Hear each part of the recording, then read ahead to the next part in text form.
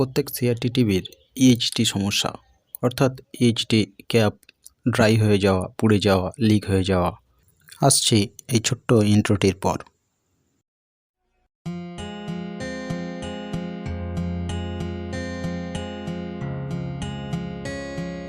নমস্কার বন্ধুরা, take video চ্যানেলের আরেকটি নতুন ভিডিওতে আপনাদেরকে স্বাগত জানাই। আশা করি আপনারা সুস্থ আছেন। আজ কথা বলবো EHT ক্যাপ সমস্যা নিয়ে। প্রত্যেক CRT টিভির এটি হলো একটি সাধারণ সমস্যা। প্রত্যেক CRT টিভির CRT অর্থাৎ ক্যাথোড রে টিউবের উপর EHTর ফাইনাল অ্যানোড পয়েন্টটি একটি ক্যাপ সহযোগে যুক্ত করা থাকে। এই ক্যাপটি দীর্ঘদিন চলার পর কখনো ড্রাই হয়ে যেতে দেখা যায়, কখনো বা পুড়ে যেতে দেখা যায়, কখনো বা লিকেজ জনিত সমস্যার সৃষ্টি হয়।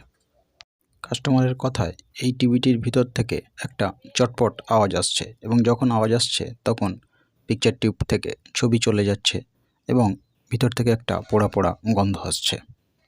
টিভিটিকে খোলার পর দেখলাম এখানে EHT ক্যাপে একটা লিক দেখতে পাওয়া যাচ্ছে। সম্ভবত এখান থেকে স্পার্কের সৃষ্টি হচ্ছে মাঝে মাঝে।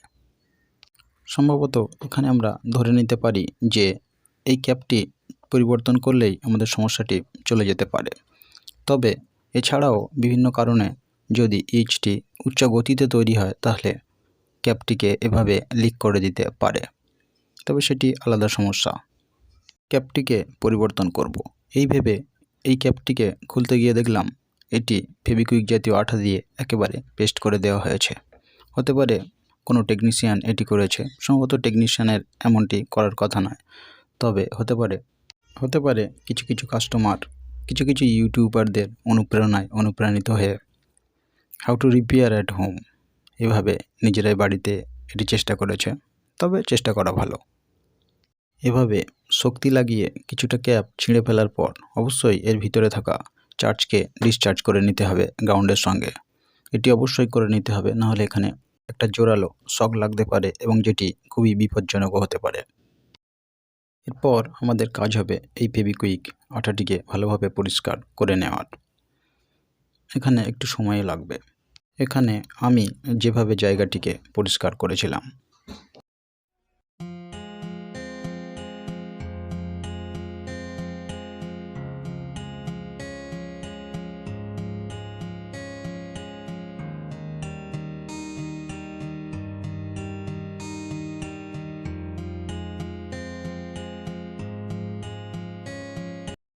এরপর এই জায়গাটিকে থিনার বা কেরোসিন জাতীয় লিকুইড দিয়ে ভালোভাবে পরিষ্কার করে নিতে হবে। এবার ক্যাপটি চেঞ্জ করার সময় এসছে। পুরনো ক্যাপটি ছিঁড়ে ফেলার পর এর ভিতরের কানেক্টরটিকেও খুলে নিতে হবে। এখানে এই হলো একটি নতুন ক্যাপ এবং ক্যাপের সঙ্গে আসা একটি নতুন কানেক্টর। এই দুটিকেই আমাদেরকে এখন লাগিয়ে নিতে হবে পুরনো ক্যাপ এবং কানেক্টরের জায়গায়। এখানে প্রথমেই EHTর ফাইনাল অ্যানোডের লাল তারটিকে ক্যাপের মধ্যে ধীরে ধীরে প্রবেশ করাতে হবে এবং ক্যাপ থেকে খানিকটা অংশ বের করে নিতে হবে।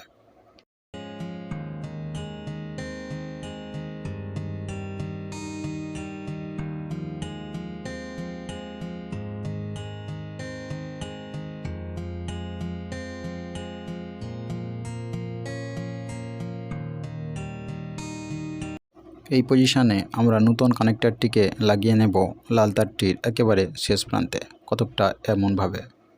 কানেক্টরের সঙ্গে এই লাল তারটির শেষ প্রান্তকে সোল্ডারিং করে নেব, সেটা বাইরে হতে পারে, ভিতরে হতে পারে। এরপর প্লাস দিয়ে এটিকে ভালোভাবে টাইট করে দেওয়ার পর এটিকে আস্তে আস্তে ক্যাপের দিকে টানতে থাকতে হবে।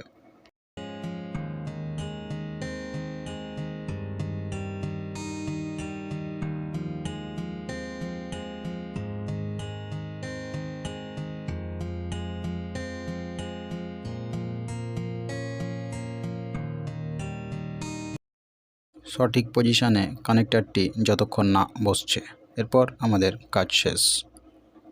এরপর এটিকে পিকচার টিউবের যে অংশে লাগানো ছিল সেখানে ভালোভাবে লাগিয়ে নেব, অনেকটা এয়ার টাইট করে। এখানে যদি প্লাস 110 ভোল্ট সাপ্লাই SMPS-এর ফল্টের কারণে বেশি তৈরি হয় তাহলে এখানে স্পার্ক আবার তৈরি হতে পারে, এবং যদি কোনো রকমের স্পার্ক না তৈরি হয় তাহলে আমরা বুঝব এখানে বোর্ডটি ঠিকই আছে এবং আমাদের ক্যাপটি পরিবর্তন করাও ঠিক আছে। আমরা দেখলাম এখানে স্পার্কজনিত আর কোনো সমস্যাই নেই, তার মানে বোর্ডটি ঠিক আছে, এটা আমরা কনফার্ম হতে পারলাম। এখানে ভিডিও ইনপুট করে দেখলাম এর ইয়ক পরিবর্তনের কারণে যে সমস্যাটি হয় অর্থাৎ কালার অ্যাডজাস্টমেন্টে, সেই সমস্যাটি এখানে রয়ে গেছে। আজ তবে ভিডিওটিকে এখানেই শেষ করলাম। দেখা হবে আবারও নতুন কোনো ভিডিওতে। এই ধরনের তথ্যমূলক ভিডিও পেতে আমার চ্যানেলটিকে সাবস্ক্রাইব করতে পারেন।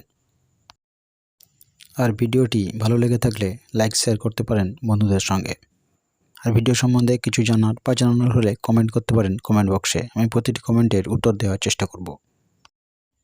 আর বেল আইকন অন করুন আমার পরবর্তী ভিডিওগুলির নোটিফিকেশান পেতে। আর সবশেষে বলবো, সুস্থ থাকুন, চারপাশের পরিবেশকে সুস্থ রাখার চেষ্টা করুন। নমস্কার।